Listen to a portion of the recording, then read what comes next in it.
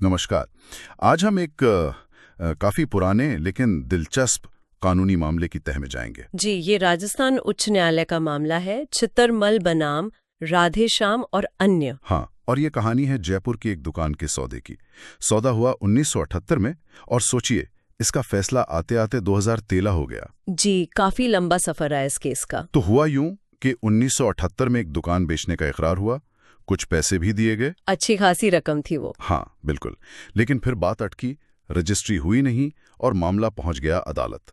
और फिर तो बस सालों तक चलता रहा। आखिर क्या हुआ था, यही आज हम समझने की कोशिश करेंगे। हमारी ये पूरी चर्चा, ये पड़ताल सीधे 22 अगस्त 2013 के उच्च न्यायालय के फैसले पर आधारित है। जी, उसी जजमेंट के आधार पर हम बात करेंगे। तो आज का मकसद साफ है, ये झगड़ा क्या था, दोनों तरफ से क्या दलीलें दी गईं, क्या सबूत सामने आए, और सबसे जरूरी, अदालत ने इतने सालों बाद क्या तय किया और क्यों किया। बिल्कुल। चलिए तो फिर इस कानूनी गुत्थी को सुलझाना शुरू करते हैं। जी, तो कहानी की जड़ है 5 दिसंबर 1978, जयपुर में संसार चंद्र रोड पर, दुकान नंबर 26। हाँ, चांदपोल गेट के बाहर। उसका सौदा तय हुआ, रकम थी 37,500 रुपए और एक बेचान का इकरारनामा बना, मतलब अग्रीमेंट टू सेल। जी, ये भविष्य में बेचने का एक वादा होता है। अब खरीदार पक्ष यानी राधेश्याम और बाकी लोग, जिन्हें हम वादी कहेंगे, उनका दावा था कि उन्होंने उसी टाइम, मतलब इकरारनामे के वक्त ही 35,000 रुपए नकद दे दिए थे। यानी लगभग पूरी रकम, सिर्फ 2,500 रुपए बाकी थे। हाँ, सिर्फ 2,500, और वो देने थे रजिस्ट्री के टाइम पर। ये आम तरीका होता है वैसे। बिल्कुल। और इस इकरारनामे में एक बहुत खास शर्त थी। वो क्या थी? शर्त ये थी कि विक्रेता यानी चित्तरमल और अन्य, जिन्हें हम प्रतिवादी कह रहे हैं, वो संबंधित विभाग से एनओसी लेंगे, अनापत्ति प्रमाण पत्र। अच्छा, एनओसी। और फिर कि वो खरीदार को इत्तिला देंगे, बताएंगे कि एनओसी मिल गई है। और जैसे ही खरीदार को सूचना मिलेगी, उसके 1 महीने के अंदर उन्हें बाकी के 2,500 रुपए देकर अपने नाम रजिस्ट्री करवानी थी। ओके, तो ये शर्त काफी अहम थी। बहुत अहम। यहाँ ये समझ लेना जरूरी है कि ये एग्रीमेंट टू सेल और असली सेल डीड में फर्क होता है। एग्रीमेंट टू सेल सिर्फ एक वादा है, हाँ, कि भविष्य में बेचेंगे। जी, जबकि सेल डीड से ही असल में मालिकाना हक ट्रांसफर होता है। और उस जमाने में ये एनओसी लेना एक जरूरी कानूनी प्रक्रिया थी, इसके बिना रजिस्ट्री हो ही नहीं सकती थी। तो ये शर्त बहुत मायने रखती थी। समझ गया। तो वादी यानी खरीदार, उनके मुताबिक उन्हें 27 जनवरी 1980 को एक चिट्ठी मिली। किस बारे में? कि भाई एनओसी आ गई है। अच्छा, तो विक्रेता ने अपनी शर्त पूरी की, एनओसी ले ली और बता भी दिया। हाँ, वादी के अनुसार तो यही हुआ। और देखिए, वादी ने फौरन एक्शन भी लिया। सिर्फ 2 दिन बाद 29 जनवरी 1980 को उन्होंने स्टैम्प पेपर खरीद लिया। अरे वाह, कितनी रकम के? 3,420 रुपए के। और इतना ही नहीं, बिक्री का मसौदा, मतलब सेल डीड का ड्राफ्ट भी तैयार करवा लिया। ये तो वाकई तेजी दिखाता है। कानूनी नजरिए से ये बहुत महत्वपूर्ण कदम है। क्यों? ये उनकी तैयारी और इच्छा यानी रेडीनेस एंड विलिंगनेस को साबित करता है। ऐसे मामलों में खरीदार को ये दिखाना पड़ता है कि वो सौदे को पूरा करने के लिए हर तरह से तैयार थे। अच्छा, लेकिन वादी का आरोप था कि इसके बाद जब वो बाकी के 2,500 रुपए लेकर गए तो प्रतिवादी पलट गए, मतलब मुकर गए। हाँ, उन्होंने वो बाकी पैसे लेने से और रजिस्ट्री करने से साफ इनकार कर दिया, जबकि वादी कह रहे थे कि भाई 35,000 तो आप ले ही चुके हो। ये तो अजीब बात है। एनओसी की सूचना खुद दी और फिर मना कर दिया। बिल्कुल। वादी ने कहा कि उन्होंने कई नोटिस भेजे, बहुत मिन्नतें की, पर कोई फायदा नहीं हुआ। तो हार कर 11 फरवरी 1981 को उन्होंने अदालत में केस फाइल कर दिया। और मांग क्या की? मांग की स्पेसिफिक परफॉर्मेंस की। ये थोड़ा भारी शब्द है, इसका मतलब क्या है आसान भाषा में? देखिए, स्पेसिफिक परफॉर्मेंस का सीधा मतलब है कि अदालत से ये गुहार लगाना कि जिस काम का वादा हुआ था वही काम पूरा करवाया जाए। मतलब पैसा वापस नहीं चाहिए? नहीं, मतलब ये कि हमें हर्जाना या पैसा वापस नहीं चाहिए, हमें तो वही प्रॉपर्टी चाहिए जिसका सौदा हुआ था। अच्छा। आप अपना वादा निभाइए, रजिस्ट्री कीजिए। अच्छा, तो दुकान ही चाहिए थी उन्हें? जी, खासकर जमीन जायदाद के मामलों में ये मांग आम होती है, क्योंकि हर प्रॉपर्टी अपने आप में यूनिक मानी जाती है। कानून ये मानता है कि पैसे का मुआवजा हमेशा काफी नहीं होता। समझ गया। तो ये था वादी का पूरा पक्ष। अब आते हैं प्रतिवादियों पर, यानी दुकान बेचने वालों पर। उन्होंने क्या कहा? क्या उन्होंने माना कि हाँ इकरारनामा हुआ था? बिल्कुल नहीं। उन्होंने तो कहानी का रुख ही मोड़ दिया। कैसे? उनका सीधा कहना था कि ये 5 दिसंबर 1978 का इकरारनामा ही जाली है, फर्जी है। क्या बात कर रहे हैं? मतलब कोई समझौता हुआ ही नहीं? उनके मुताबिक बिल्कुल नहीं, और ना ही उन्होंने कोई 35,000 रुपए लिए। सीधे सीधे इनकार। अरे बाप रे, ये तो बहुत ही संगीन आरोप है वादी पर। जी हाँ, किसी दस्तावेज को जाली कहना बहुत गंभीर बात होती है, और इसका सबूत देना पड़ता है। फिर अदालतें ऐसे दावों को बहुत ध्यान से देखती हैं। उन्होंने कोई और भी दलील दी थी अपने बचाव में? हाँ, एक और बात कही। उन्होंने कहा कि वो दुकान बेच ही नहीं सकते थे। क्यों नहीं बेच सकते थे? क्योंकि वो उनकी पुश्तैनी संपत्ति थी, खानदानी, और उसमें परिवार के दूसरे लोगों का भी हिस्सा था। ये एक और पेज।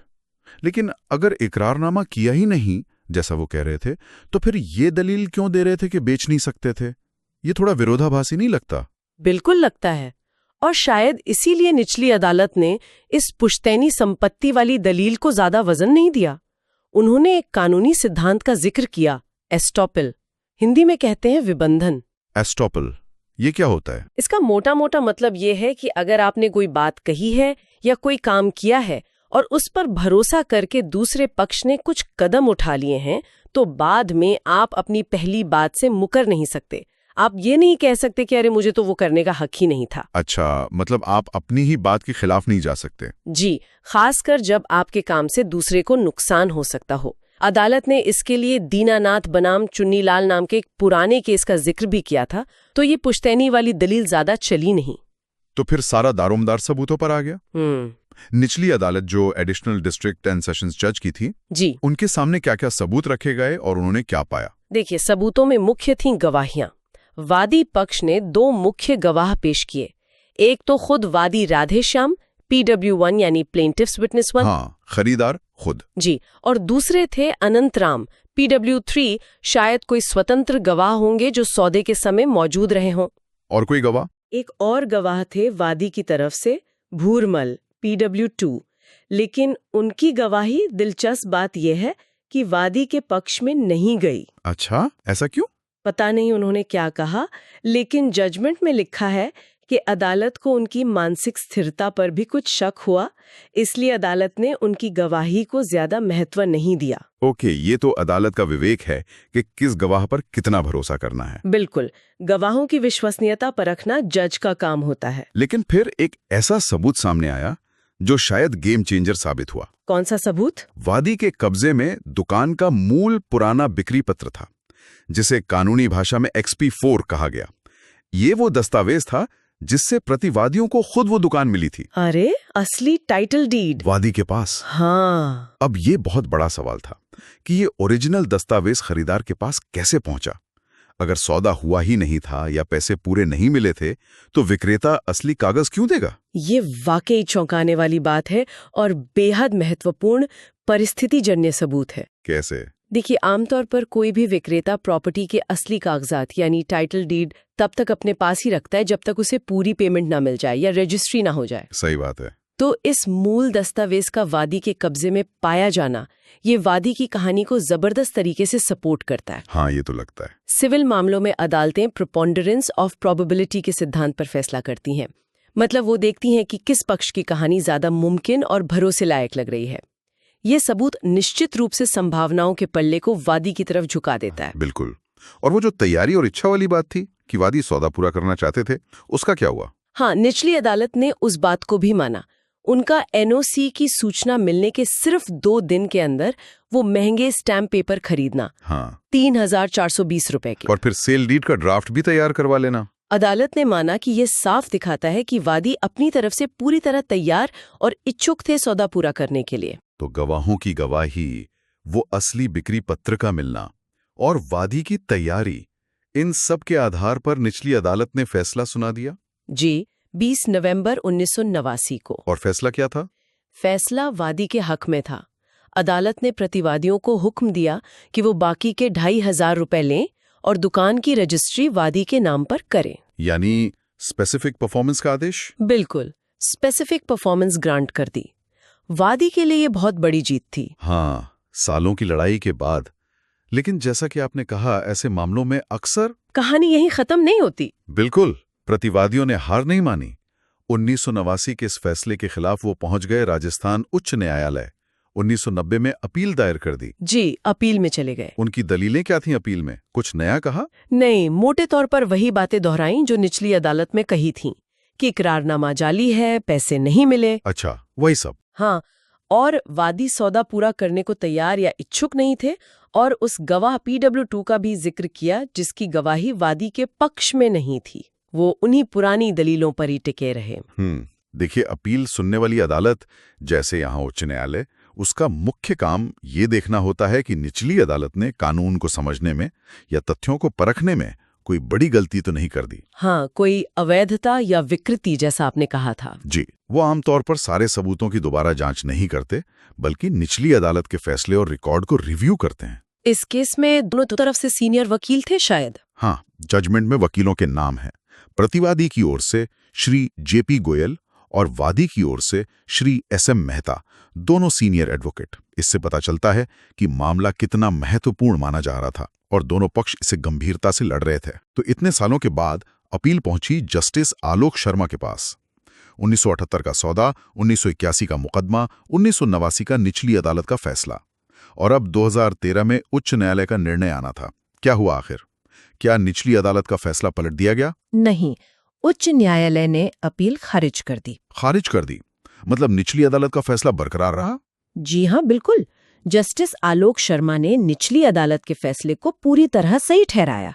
उच्च न्यायालय ने अपने फैसले का क्या आधार बताया? किन बातों पर जोर दिया? उनके तर्क बहुत साफ थे और निचली अदालत के निष्कर्षों से पूरी तरह मेल खाते थे। पहला, उन्होंने माना कि इकरारनामे के होने के पक्ष में बहुत मजबूत सबूत हैं। जैसे PW1 यानी खुद वादी और PW3 यानी अनंतराम की गवाही, जिसे अदालत ने भरोसेमंद माना। और सबसे बढ़कर वो जो मूल बिक्री पत्र XP4 वादी के कब्जे में मिला था। हाँ, वो असली टाइटल डीड। जी, उच्च न्यायालय ने भी माना कि एक ऐसा तथ्य है जिसे नजरअंदाज नहीं किया जा सकता। ये वादी के दावे को पुख्ता करता है। और वो NOC वाली बात जो प्रतिवादियों ने खुद भेजी थी, उसका क्या हुआ? हाँ, वो दूसरा निर्णायक बिंदु था। उच्च न्यायालय ने इस बात पर गौर किया कि प्रतिवादियों ने खुद 27 जनवरी 1980 को वादी को चिट्ठी भेजकर NOC मिलने की सूचना दी थी। तो अदालत ने कहा कि ये काम अपने आप में इस बात की तरफ इशारा करता है कि कोई न कोई समझौता तो जरूर हुआ था। अगर कोई सौदा ही नहीं था तो वो NOC मिलने की सूचना भला क्यों देते? उनका ये कदम उनके ही इनकार के खिलाफ जाता था। ये तो बहुत लॉजिकल पॉइंट है। बिल्कुल। और वादी की तैयारी और इच्छा, वो स्टैम्प पेपर खरीदना वगैरह। तीसरा, उच्च न्यायालय ने उस पर भी मुहर लगा दी। उन्होंने कहा कि NOC की सूचना मिलने के सिर्फ 2 दिन के अंदर स्टैम्प पेपर खरीदना और सेल डीड का ड्राफ्ट तैयार करवाना, ये साफ तौर पर वादी की तैयारी और इच्छा को साबित करता है। तो कुल मिला के उच्च न्यायालय को निचली अदालत के फैसले में कोई कमी नहीं दिखी? जी नहीं, उन्हें निचली अदालत के फैसले में कोई कानूनी खामी या विकृति नहीं मिली, बल्कि उन्होंने निचली अदालत के फैसले को सुविचारित और योग्य आदेश, well considered and able order कहा। वाह! तो मतलब 1978 में जो इकरारनामा हुआ था, जी, 1981 में मुकदमा शुरू हुआ, जी, 1989 में निचली अदालत ने वादी के हक में फैसला दिया, और फिर अपील खारिज होने के बाद आखिरकार 2013 में उच्च न्यायालय ने भी वही फैसला बरकरार रखा। हाँ, यानी समझौते से लेकर अंतिम फैसले तक लगभग 35 साल। 35 साल। इतने लंबे इंतजार के बाद खरीदारों को आखिरकार वो दुकान पाने का हक मिला जिसका सौदा उन्होंने किया था। जी हाँ, ये एक बहुत लंबी कानूनी लड़ाई थी, और ये केस दिखाता है कि अदालतें कैसे काम करती हैं, कैसे वो विरोधाभासी दावों और बिखरे हुए सबूतों के बीच से सच को निकालने की कोशिश करती हैं। इस पूरे मामले से कुछ बड़े सबक या मुख्य बातें क्या निकलती हैं जो हमारे श्रोताओं के लिए उपयोगी हो सकती हैं? मेरे ख्याल से 3-4 बातें बहुत अहम हैं। पहली, जैसा हमने पहले भी जिक्र किया, दस्तावेजों का महत्व। हाँ, वो अग्रीमेंट टू सेल, और खासकर वो मूल टाइटल डीड। एग्जैक्टली, बिल्कुल। अगर आपके पास लिखित और पुख्ता दस्तावेज हैं तो आपका पक्ष बहुत मजबूत हो जाता है। काश यहाँ 35,000 रुपए की रसीद भी होती तो शायद मामला और जल्दी निपटता। तो दस्तावेजीकरण बहुत जरूरी है। सही बात है। दूसरा सबक? दूसरा है आपके अपने काम, आपका अपना आचरण। देखिए, प्रतिवादियों का एनओसी की सूचना देना उनके ही खिलाफ गया। हाँ, और वादी का फौरन स्टैम्प पेपर खरीदना उनके पक्ष में गया। जी, अदालतें सिर्फ ये नहीं देखती कि आप क्या कह रहे हैं, बल्कि ये भी देखती हैं कि आप क्या कर रहे हैं। आपके काम आपके इरादों का आईना हो सकते हैं। और तीसरा है कानूनी प्रक्रिया और स्पेसिफिक परफॉर्मेंस का सिद्धांत। ये केस हमें याद दिलाता है कि जमीन जायदाद के मामलों में कानून सिर्फ पैसे का हर्जाना देने के बजाय असल वादे को पूरा करवाने पर जोर देता है, यानी दुकान ही दिलवाना। जी, लेकिन ये केस ये भी दिखाता है कि इस कानूनी उपाय को हकीकत में बदलने में यानी न्याय पाने में कितना ज्यादा वक्त लग सकता है। ये वाकई सोचने वाली बात है। 35 साल ये सिर्फ एक कानूनी लड़ाई नहीं रही होगी, ये तो शायद एक पूरी पीढ़ी की लड़ाई बन गई होगी। सही कहा आपने। ये न्याय मिलने में देरी के परिणामों पर सवाल उठाता है। ये देरी हमारी न्याय प्रणाली की चुनौतियों को भी उजागर करती है। बिल्कुल, शायद स्पष्ट दस्तावेजीकरण और आपसी समझ से ऐसी लंबी लड़ाइयों से बचा जा सकता है। अगर शुरू में ही सब कुछ साफ साफ लिखा हो, गवाह मौजूद हो, तो विवाद की गुंजाइश कम हो जाती है, और अगर हो भी जाए तो शायद जल्दी सुलझ जाए। और बेशक अपने किए हुए वादे को निभाने का महत्व तो है ही। वो तो सबसे बुनियादी बात है। चलिए, तो आज की चर्चा को यहीं विराम देते हैं, लेकिन श्रोताओं के लिए एक सवाल छोड़ जाते हैं। जी, ये देखते हुए कि इस दुकान के सौदे को अंतिम फैसले तक पहुंचने में 3 दशक से ज्यादा का समय लग गया, ये हमारे सिस्टम में अनुबंधों को लागू करवाने की व्यावहारिक चुनौतियों के बारे में क्या बताता है? भले ही अंत में अदालत आपके पक्ष में फैसला दे दे, लेकिन क्या इतने लंबे इंतजार के पीछे सिर्फ कानूनी प्रक्रिया की धीमी रफ्तारी जिम्मेदार है, या कुछ और गैर कानूनी कारक भी हो सकते हैं जिन पर हमें सोचने की जरूरत है? विचार कीजिएगा।